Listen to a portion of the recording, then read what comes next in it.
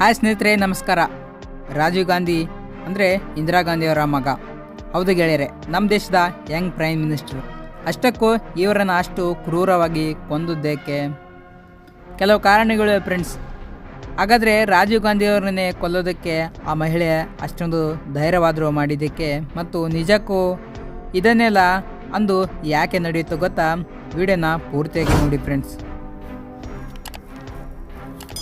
ರಾಜೀವ್ ಗಾಂಧಿಯವರ ತಾತ ಪಂಡಿತ್ ಜವಾಹರ್ಲಾಲ್ ನೆಹರು ಸ್ವತಂತ್ರ ಭಾರತದ ಮೊದಲ ಪ್ರಧಾನಮಂತ್ರಿಯಾಗಿದ್ದವರು.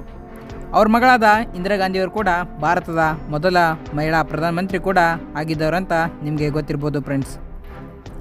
ಅವರ ಮಗನಾದ ರಾಜೀವ್ ಗಾಂಧಿಯವರು ಭಾರತದ ಅತಿ ಕಿರಿಯ ಮತ್ತು ಯಂಗ್ ಪ್ರೈಮ್ ಮಿನಿಸ್ಟರಲ್ಲಿ ಒಬ್ಬರು ಕೂಡ. ಹೌದು ಗೆಳೆಯರೆ, ಇವರು 1961ರಲ್ಲಿ ಹೆಚ್ಚಿನ ವಿದ್ಯಾಭ್ಯಾಸಕ್ಕೋಸ್ಕರ ಲಂಡನ್ಗೆ ಹೋಗುತ್ತಾರೆ. ಅಲ್ಲಿ ಇದ್ದಂಥ ಒಂದು ರೆಸ್ಟೋರೆಂಟ್ನಲ್ಲಿ ಒಂದು ಹುಡುಗಿಯನ್ನು ಭೇಟಿ ಮಾಡುತ್ತಾರೆ. ಆ ಹುಡುಗಿಯ ಹೆಸರು ಎಡ್ ಆಂಟೋನಿಯಾ ಆಲ್ಬನಿಯಮೈನು ಅಂತ. ಹೀಗೆ ಲಂಡನ್ನಲ್ಲಿ ಓದುತ್ತಿರಬೇಕಾದ್ರೆ ಕೆಲವು ಕಾರಣಗಳಿಂದಾಗಿ ಭಾರತಕ್ಕೆ ಮತ್ತೆ ಮರಳಿ ಹಿಂದಿರುಗುತ್ತಾರೆ. ಆ ಸಮಯದಲ್ಲಿ ಭಾರತ ದೇಶದಲ್ಲಿ ಇಂದಿರಾ ಗಾಂಧಿಯವರ ಆಡಳಿತ ನಡೆಯುತ್ತಿರುತ್ತದೆ. ಪ್ರಧಾನಮಂತ್ರಿಯಾಗಿ ಅವರ ಆಡಳಿತವನ್ನು ಮುಂದುವರಿಯುತ್ತಿರುತ್ತಾರೆ. ಆನಂತರ ಡೆಲ್ಲಿಯಲ್ಲಿ ಫ್ಲೈಯಿಂಗ್ ಕ್ಲಬ್ನಲ್ಲಿ ಮೆಂಬರ್ ಆಗಿ, ಪೈಲಟ್ ಆಗಿ ಮತ್ತು ಟ್ರೈನಿಂಗನ್ನು ಪಡೆಯುತ್ತಾರೆ. 1968ರಲ್ಲಿ ತಾನು ಪ್ರೀತಿಸಿದ ಹುಡುಗಿಯನ್ನು ಮದುವೆಯನ್ನು ಕೂಡ ಆಗ್ತಾರೆ ರಾಜೀವ್ ಗಾಂಧಿಯವರು. ತದನಂತರ ಆ ಹುಡುಗಿ ತನ್ನ ಹೆಸರನ್ನು ಸೋನಿಯಾ ಗಾಂಧಿ ಎಂದು ಬದಲಾಯಿಸಿಕೊಳ್ಳುತ್ತಾರೆ. ಆನಂತರ ರಾಜೀವ್ ಗಾಂಧಿಯವರು ಏರ್ ಇಂಡಿಯಾದಲ್ಲಿ ಪೈಲಟ್ ಆಗಿ ಕೂಡ ಕೆಲಸವನ್ನು ಮಾಡ್ತಾರೆ. ಇಬ್ಬರು ಮಕ್ಕಳು ಇರ್ತಾರೆ. ಅದರಲ್ಲಿ ಸಂಜೀವ್ ಗಾಂಧಿಯವರು ಎರಡನೆಯ ಮಗನಾಗಿದ್ದಂಥ ಸಂಜೀವ್ ಗಾಂಧಿಯವರು ಕೂಡ 1980ರಲ್ಲಿ ಫೈಟರ್ ಪ್ಲೇನ್ ಕ್ರ್ಯಾಶ್ನಲ್ಲಿ ಮರಣವನ್ನು ಕೂಡ ಹೊಂದುತ್ತಾರೆ. ಅದ ನಂತರ ಇಂದಿರಾ ಗಾಂಧಿಯವರು ಕೆಲವು ದಿನಗಳ ನಂತರ ಕೆಲವು ಕಾರಣಾಂತರದಿಂದಾಗಿ ಮರಣ ಕೂಡ ಹೊಂದುತ್ತಾರೆ. ಆ ಸಮಯದಲ್ಲಿ ಭಾರತದ ಪ್ರಧಾನಮಂತ್ರಿಯಲ್ಲಿ ಹುದ್ದೆಯಲ್ಲಿ ಯಾರೂ ಕೂಡ ಇರಲಿಲ್ಲ. ಆ ಸಮಯದಲ್ಲಿ ಕಾಂಗ್ರೆಸ್ನ ಎಲ್ಲ ಪ್ರಧಾನ ಕಾರ್ಯದರ್ಶಿಗಳು ಸೇರಿ ರಾಜೀವ್ ಗಾಂಧಿರನ್ನು ಪ್ರಧಾನಮಂತ್ರಿಯನ್ನಾಗಿ ಆಯ್ಕೆಯನ್ನು ಕೂಡ ಮಾಡುತ್ತಾರೆ. ಹೀಗೆ ಭಾರತದಲ್ಲಿ ರಾಜೀವ್ ಗಾಂಧಿಯವರು ಉತ್ತಮ ಆಡಳಿತವನ್ನು ನಡೆಸುತ್ತಿದ್ದರು. ನಂತರದಲ್ಲಿ 1989ರಲ್ಲಿ ಮತ್ತೊಮ್ಮೆ ಚುನಾವಣೆ ಸಮಯ ಬರುತ್ತೆ. ಚುನಾವಣೆ ಚುನಾವಣೆ ಪ್ರಚಾರದ ಬಿಸಿ ಎಲ್ಲ ಕಡೆಗಳಲ್ಲೂ ಇರುತ್ತೆ. ಭಾರತದಲ್ಲಿ ಮತ್ತೊಮ್ಮೆ ರಾಜೀವ್ ಗಾಂಧಿಯವರ PM ಆಗಿ ಅಧಿಕಾರ ನಡೆಸಬೇಕೆಂದು 1991 ಮೇ 21ರಂದು ರಾತ್ರಿ 10 ಗಂಟೆಗೆ ತಮಿಳುನಾಡಿನ ಶ್ರೀ ಪೆರಂಬೂಂದರಲ್ಲಿ ನಡೆಯುತ್ತಿದ್ದ ಪ್ರಚಾರದಲ್ಲಿ ಭಾಗಿಯಾಗುತ್ತಾರೆ ರಾಜೀವ್ ಗಾಂಧಿಯವರು.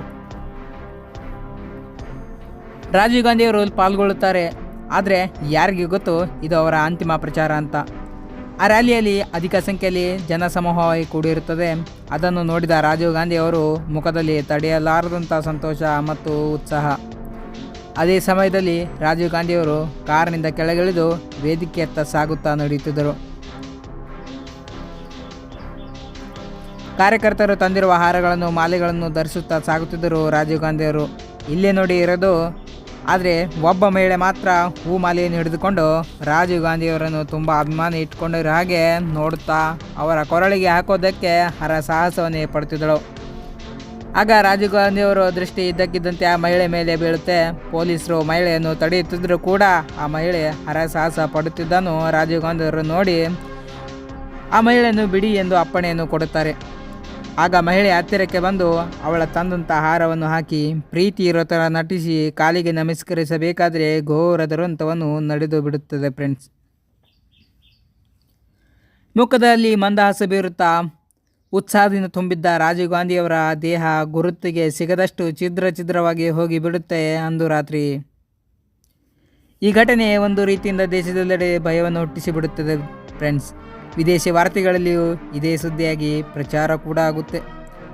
ಛಿದ್ರವಾಗಿ ಬಿದ್ದ ದೇಹ ಭಾಗಗಳನ್ನು ಆಯ್ದುಕೊಂಡು ದೆಹಲಿಯಲ್ಲಿರುವ ಏಮ್ಸ್ ಆಸ್ಪತ್ರೆಯಲ್ಲಿ ಮರಣೋತ್ತರವಾಗಿ ಪರೀಕ್ಷೆಯನ್ನು ನಡೆಸಲಾಗುತ್ತದೆ. ಕೊನೆಗೂ ದೇಹವನ್ನು ಅಂತ್ಯ ಸಂಸ್ಕಾರ ಕೂಡ ಮಾಡಲಾಗುತ್ತೆ. ನಂತರದಲ್ಲಿ ಅವರು ತೀರಿಕೊಂಡಾಗ ಮಗನಾದ ರಾಹುಲ್ ಗಾಂಧಿಯವರಿಗೆ ಕೇವಲ 21 ವರ್ಷಗಳು ಮಾತ್ರ ತುಂಬಿರುತ್ತವೆ.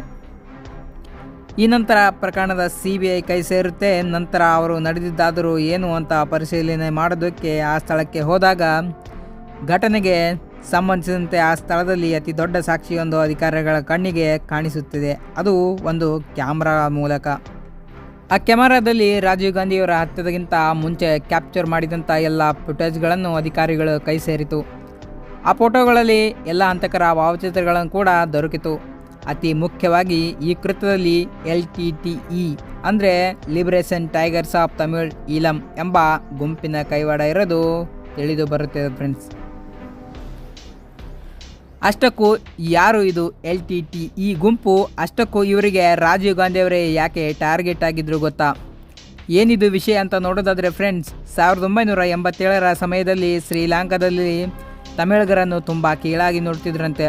ಜೊತೆಗೆ ಶ್ರೀಲಂಕಾದಲ್ಲಿ ತಮಿಳರಿಗೋಸ್ಕರ ಒಂದು ಪ್ರತ್ಯೇಕ ರಾಜ್ಯವನ್ನು ಮಾಡಿಕೊಡಬೇಕೆಂದು ಶ್ರೀಲಂಕಾದ ವಿರುದ್ಧ ಅದೇ ದೇಶದಲ್ಲಿ ತಮಿಳಗರ ಅಸ್ತಿತ್ವಕ್ಕೋಸ್ಕರ ಒಂದು ಹೋರಾಟವನ್ನು ಮಾಡುತ್ತಾರೆ. ಆವಾಗಲೇ ಈ ಗುಂಪು LTT ಎಂಬ ಗುಂಪನ್ನು ಹೊಸದಾಗಿ ರೂಪಿಸಿಕೊಂಡಂಥ ಗುಂಪು. ಈ ಗುಂಪಿಗೆ ಪ್ರಭಾಕರ್ ಅನ್ನುವಂಥ ವ್ಯಕ್ತಿ ನಾಯಕತ್ವವನ್ನು ವಹಿಸಿಕೊಂಡಿರ್ತಾನೆ. ಶ್ರೀಲಂಕಾದ ಸರ್ಕಾರ ವಿರುದ್ಧ ಹೋರಾಟವನ್ನು ಶುರು ಮಾಡುತ್ತಾರೆ. ಆಗ ಶ್ರೀಲಂಕಾ ಸರ್ಕಾರ ರಾಜೀವ್ ಗಾಂಧಿಯವರಿಗೆ ಒಂದು ಪತ್ರವನ್ನು ಕಳಿಸುತ್ತದೆ. ನಮ್ಮ ದೇಶದಲ್ಲಿ LTTಯ ಹೋರಾಟಗಳಿಂದಾಗಿ ನಮ್ಮ ದೇಶದಲ್ಲಿ ಅಶಾಂತಿ ಉಂಟಾಗಿದೆ. ದಯವಿಟ್ಟು ಈ ಹೋರಾಟವನ್ನು ಸಮಸ್ಯೆಗಳನ್ನು ಬಗೆಹರಿಸಲು ನಿಮ್ಮ ಸೇನಾ ಬೆಂಬಲವನ್ನು ನೀಡಿ ಎಂದು ಕೇಳಿಕೊಳ್ಳುತ್ತದೆ ಶ್ರೀಲಂಕಾ ಸರ್ಕಾರ. ಆದರೆ ರಾಜೀವ್ ಗಾಂಧಿಯವರು ಹಿಂದು ಮುಂದೆ ಯೋಚಿಸದೆ ಅವತ್ತು ಶ್ರೀಲಂಕಾದಲ್ಲಿ ತಮ್ಮ ಸೇನೆಯನ್ನೇ ಕಳಿಸಿಕೊಟ್ಟರು. ಮುಂದೆ ರಾಜೀವ್ ಗಾಂಧಿಯವರ ನಿರ್ಧಾರವನ್ನು ಕಂಡಂಥ ಶ್ರೀಲಂಕಾದ ಸರ್ಕಾರ ಅಂದರೆ ಅಲ್ಲಿದ್ದ ತಮಿಳಗರು ತುಂಬ ಕೋಪಗೊಂಡು ರಾಜೀವ್ ಗಾಂಧಿಯವರ ಮೇಲೆ ದ್ವೇಷವನ್ನು ಬೆಳೆಸಿಕೊಳ್ಳುತ್ತಾರೆ. ಅದೇ ಹೊತ್ತಿಗೆ ಭಾರತದಲ್ಲಿ ರಾಜೀವ್ ಗಾಂಧಿಯವರ ಸರ್ಕಾರ ಕೂಡ ಅಧಿಕಾರಾವಧಿ ಮುಗಿದು ಹೋಗಿದ್ದರಿಂದ ಮತ್ತೊಮ್ಮೆ ಅಧಿಕಾರಾವಧಿಯನ್ನು ಪಡೆದುಕೊಳ್ಳಬೇಕೆಂದು ರಾಜೀವ್ ಗಾಂಧಿಯವರನ್ನು ಹೆಚ್ಚಾಗಿ ಪ್ರಚಾರವನ್ನು ಕೂಡ ಮಾಡುತ್ತಿದ್ದರು. ಆದರೆ ಇಲ್ಲಿ ರಾಜೀವ್ ಗಾಂಧಿಯವರು ಅಧಿಕಾರದಲ್ಲಿದ್ದಾಗ ಹೇಳಿದ ಶ್ರೀಲಂಕಾದ ಶಾಂತಿ ನೆಲೆಸೋದು ಅತ್ಯಗತ್ಯ ಎಂದು ಕೇಳಿದ LTTಯ ಗುಂಪು ಮರೆತಿರಲಿಲ್ಲ. ಇದೇ ಕಾರಣದಿಂದಾಗಿ ರಾಜೀವ್ ಗಾಂಧಿಯವರನ್ನು ಮುಂದೆ 1991 ಮೇ 21ರಂದು ಇದೇ ಕಾರಣದಿಂದಾಗಿ ರಾಜೀವ್ ಗಾಂಧಿಯವರನ್ನು ಒಂದು ಪ್ಲ್ಯಾನ್ ರೂಪಿಸಿ ಇಬ್ಬರು ಹೆಣ್ಣು ಮಕ್ಕಳಿಗೆ ಇದನ್ನು ವಹಿಸಿಕೊಡುತ್ತಾರೆ. ಆ ಇಬ್ಬರು ಹೆಣ್ಣು ಮಕ್ಕಳ ಹೆಸರೇ ರಾಜರತ್ನಂ ಅಲಿಯಾಸ್ ಧನು ಮತ್ತು ಶುಭ ಅನ್ನುವರು. ಇದರಲ್ಲಿ ರಾಜೀವ್ ಗಾಂಧಿಯವರಿಗೆ ಹಾರವನ್ನು ಹಾಕಿದ್ದು ಮಾತ್ರ ಶುಭ. ಹೀಗೆ ಮುಂದೆ ರಾಜೀವ್ ಗಾಂಧಿಯವರನ್ನು ಭೀಕರವಾಗಿ ಹತ್ಯೆಯನ್ನು ಮಾಡಲಾಗುತ್ತೆ ಫ್ರೆಂಡ್ಸ್.